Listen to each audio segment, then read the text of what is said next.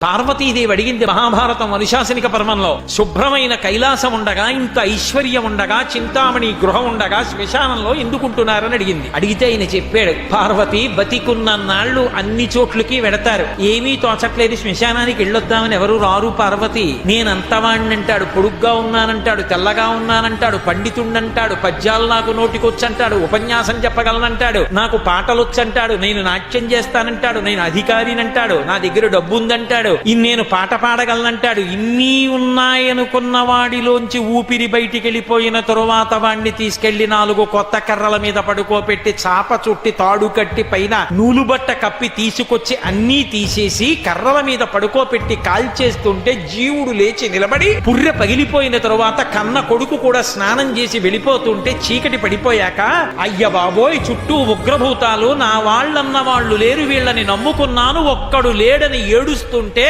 నేనున్నాను రా అని చెప్పడానికి నేను కూడా లేకపోతే చచ్చిన వాడు 1000 మాటలు చచ్చిపోతాడని అక్కడ ఉన్నాను పార్వతి, నా కర్మకాల అక్కడ లేనన్నాడు.